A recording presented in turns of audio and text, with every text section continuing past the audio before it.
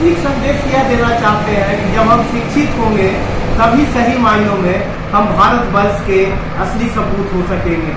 अगर जो शिक्षित नहीं रहेंगे तो यह कार्यक्रम एक महज दिखावा ही साबित होगा। अतः शिक्षा बहुत ही आवश्यक है और शिक्षित हो करके ही हम अपनी भारतवर्ष की अस्मिता को, पुराने गौरव गाथा को जान सकेंगे और उस रास्ते पर आगे भी चलने का प्रयास करेंगे। सर, इसमें शिक्षक की भूमिका के बारे में क्या, शिक्षक हमारे राष्ट्र निर्माता हैं, थोड़ा पता है?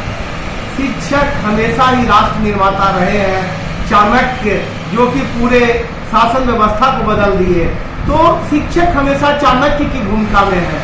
और शिक्षक राष्ट्र निर्माता इसलिए कहे जाते हैं कि वे बच्चे का विकास करते हैं तथा यह तिरंगा के माध्यम से हम लोगों को पता चलता है कि हमने कितनी आज़ादी जो प्राप्त की है वह बहुत ही संघर्ष से आज़ादी प्राप्त की है। इस आज़ादी में हमारे बहुत सारे हमारे पूर्वज कहा जाए वीर सैनिकों का एवं भारतीयों का बहुत बड़ा योगदान रहा है।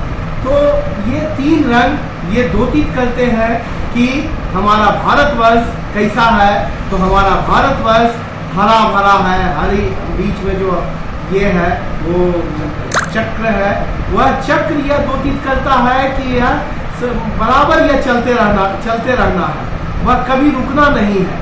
तथा केसरिया रंग वीरता का प्रतीक है। हम भारत के लोग, हम भारतवासी यह अखंड संकल्प लेते हैं कि हम लोग किसी पर आक्रमण नहीं करेंगे। हमारे लिए पूरा देश पूरा विश्व एक परिवार के समान है। लेकिन जब हमारे स्वाभिमान पर जब आँच आएगी तो हमारे भारतवासी एक एक बच्चा वह जो है पूरी वीरता से परिपूर्ण होगा और हम लोग दुश्मन को ईंट से ईंट बजा करके जवाब देंगे। हम लोग किसी भी मायने में कम नहीं है। हमारा स्वाभिमान, हमारा गौरव प्राचीन काल से ही बड़ा ही गौरवपूर्ण रहा है। हमारा भारतवर्ष पूरे भारतवर्ष का विश्व गुरु हुआ करता था। आज भी हमारे माननीय प्रधानमंत्री जी के द्वारा एवं माननीय मुख्यमंत्री जी के द्वारा भी यह बहुत सारा कार्यक्रम चलाया जा रहा है और विकसित भारत के रूप में 2047 में पूरे विश्व मानस में इस भारतवर्ष को लाना है और इसके लिए पूर्ण तैयारी हो चुकी है और हम लोग उस रास्ते पर चल चुके हैं और हम लोग चल रहे हैं। 2047 का जो भारत होगा वह भारत एक ऐसा भारत होगा कि पूरे विश्व को इस पर गर्व होगा और सही मायने में यह विश्व गुरु बनेगा। इन कार्यक्रमों के द्वारा क्या ये प्रभात फेरी बन के रह जाएगा या फिर शिक्षा के ज्ञान की तरफ कैसे आएगा? हमारे नई शिक्षा नीति में भारतीय ज्ञान परंपरा पर बहुत जोर दिया जा रहा है। तो भारतीय ज्ञान परंपरा के अंतर्गत ये घर घर तिरंगा, अखंड भारत एक जो संकल्प हम लोग लेते हैं तो वह शैक्षणिक स्तर पर यह काफ़ी प्रभावी होगा। और चूंकि शिक्षक राष्ट्र के निर्माता होते हैं, अतः शिक्षक का यह परम कर्तव्य बनता है कि वे लोगों को जागरूक करें, शिक्षा के माध्यम से लोगों को जागरूक करें, देशभक्ति के प्रति उनके बढ़ावा दें, देशभक्ति के प्रति उनके रुझान उत्पन्न हो।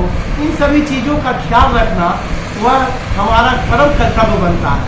इसके साथ ही तरह तरह के जो कार्यक्रम किए जाते हैं उन कार्यक्रमों के माध्यम से सामान्य लोगों को भी यह जानकारी दी जाती है तथा हमारे छात्र एवं छात्राओं को यह जानकारी दी जाती है कि पढ़ाई के साथ साथ इन कार्यक्रमों से जुड़ करके पढ़ाई के क्षेत्र में आगे बढ़ते हुए और केवल किताबी ज्ञान तक ही सीमित न रह करके बाहरी दुनिया के क्षेत्र में भी हुए बदलाव के बारे में भी एक जानकारी रख सके और भारत को पूर्ण समुन्नत डेवलप कर सके। मतलब सर, शिक्षा को ज्ञान की तरफ हमें ले जाना होगा क्योंकि हमारी जो जन्मभूमि है, कर्मभूमि है, मातृभूमि नालंदा है, ये ज्ञान की भूमि है। सर, लैंड ऑफ नॉलेज है। महात्मा बुद्ध जैसे यहाँ पर महात्मा भगवान महावीर जैसे लोग हुए, तो सर पैगम्बर मोहम्मद साहब हुए, वो संदेश दिए कि हमें क्यों ज्ञान की प्राप्ति चाहिए, क्यों हम लोग शिक्षा ग्रहण करके सिर्फ नौकरी तक रह जाए या फिर इससे आगे भी समाज निर्माण के रूप में काम करें, एक कुशल अभिभावक के रूप में, एक कुशल शिक्षक के रूप में, एक कुशल राष्ट्रीय। सर एक तीसरा चौथा और अंतिम सवाल सर हमारी तरफ से कि सर क्या मैं ये नहीं कहता सर कि कोई भी संस्था में शिक्षकेतर कम प्रयास कर रहे हैं, लेकिन इसके साथ अलावे जैसे कई महाविद्यालय और यूनिवर्सिटीज़ वगैरह में सर कि वो लोग भी कोई प्राइवेट संस्था का इस्तेमाल कर रहे हैं और उसमें निजी संस्थाओं के द्वारा प्रेरणात्मक कक्षाएँ हों, लाइफ कोच के रूप में, कैरियर काउंसलर के रूप में, जो कि हमारे बच्चों को व्यावहारिक रूप से भी ज्ञान दें, या फिर सर आप अपना भी विजन बताइए तो मैं तो इशारा किया। क्योंकि हमारे सरकारी संस्थान में बहुत जोग शिक्षक चुन करके आए हैं, तो ऐसी स्थिति में निजी विश्वविद्यालय जितने भी हैं वे इसका सामना नहीं कर सकते। आवश्यकता इस बात की है कि हम लोगों को कुछ ज़्यादा ही उन्मुख होना होगा, हम लोगों को समयबद्ध होते हुए समय से ज़्यादा जा करके अपने कर्तव्यों से भी आगे बढ़ करके समाज हित में कार्य करना होगा। और ऐसी स्थिति में जब समाज यह जान जाएंगे कि निजी विश्वविद्यालय से ज़्यादा योग्यता यहाँ के शिक्षकों की है और इस कॉलेज में, इस महाविद्यालय में पढ़ाने पर शुल्क तो लगता ही नहीं है, चूँकि निःशुल्क शिक्षा है, ये लड़कियों के लिए और SC/ST के लिए निःशुल्क शिक्षा है, तो ऐसी स्थिति में निःशुल्क शिक्षा को भी उच्च स्तर पर प्राप्त कर सके और ये ऐसा नहीं समझें कि निःशुल्क शिक्षा है तो यह शिक्षा केवल काम लायक शिक्षा है, बल्कि एक उन्नत शिक्षा है और जितने निजी विश्वविद्यालय है उससे बहुत अच्छी शिक्षा दी जा रही है। इतना ही नहीं, बच्चों के कौशल विकास पर जोर दिया जा रहा है कि वे अपने कौशल का विकास कर करके कोई भी अपना रोजगार कर सकते हैं।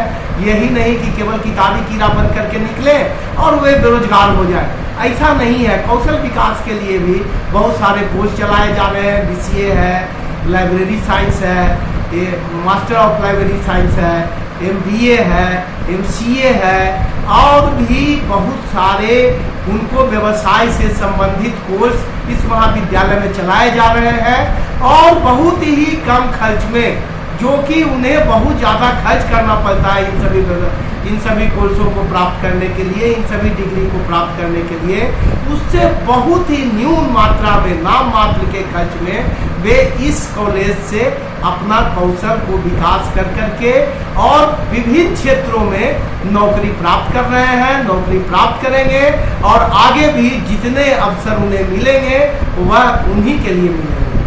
सर हमारा एक सवाल था सर कि कुछ प्रेरणात्मक कक्षाओं की व्यवस्था की जा सकती है कुछ निजी संस्थाओं के साथ? प्रेरणात्मक कक्षा की तो व्यवस्था आवश्यक है, इसलिए कि आजकल के बच्चे मोबाइल के प्रति कुछ ज़्यादा ही आकर्षित हो गए हैं, तो मोटिवेशन का स्पीच, मोटिवेशन देने वाले अच्छे ज्ञानी और स्कॉलर को ला करके, उन्हें मंच पर ला करके बच्चों के बीच में मोटिवेट कराना यह परम कर्तव्य हो जाता है किसी भी संस्था के लिए। तो हमारे बीच में आज एक अच्छे मोटिवेटर डॉक्टर अजीत कुमार सिंह हम लोग के बीच में उपलब्ध है, संयोग से उपलब्ध है। ये नेतरहाटियन है, ये कभी आज हो सकता है कि कहीं IAS रहते, IPS रहते, लेकिन इन्होंने शिक्षा का बीड़ा उठाया है, तो इनकी सेवा हम लोग लेंगे किसान कॉलेज के बच्चों के हित के लिए, छात्र छात्राओं के हित के लिए। इनके मोटिवेशन स्पीच को हम लोग उनके लिए प्रेरणास्पद बनाएंगे। सर अंत में सर कि आप हमारे चैनल से बहुत चीज़ें ऐसी बताई जो भी देखेंगे सर लाभान्वित ही होंगे। आप ऊर्जावान ही प्राचार्य नहीं है सर, आपके विज़न बहुत विशाल है सर, सर आपका है। लेकिन सर अंतिम एक सवाल के रूप में कि भविष्य में ऐसी और कौन से कार्यक्रम होने वाले हैं? भविष्य में जो भी कार्यक्रम होते हैं वह मैं बहुत पहले से नहीं तैयार करता हूँ, एक दिन में ही मैं सभी को बुलाता हूँ और ये कह देता हूँ कि भाई ये आप इस पर अब आज का ये कार्यक्रम होगा। तो इस तरह से भविष्य में बहुत सारे नवाचार से संबंधित, इनोवेशन से संबंधित कार्यक्रम चलते रहेंगे, जो कि छात्र और छात्राओं के हित में यह महाविद्यालय हमेशा तत्पर रहेगा। धन्यवाद। बहुत बहुत सर सादर आभार हमारे चैनल की तरफ से भी और देशवासियों नगरवासियों की तरफ से भी और जितने भी दर्शक इस इंटरव्यू साक्षात्कार देखते हैं और आपके बहुत शुभकामनाएं। नालंदा न्यूज में आप सभी का पुनः स्वागत है। अब तक के लिए बस इतना ही, फिर होगी आपसे मुलाकात ऐसी एक और खास खबर के साथ। तब तक के लिए नमस्कार और देखते रहिए नालंदा न्यूज।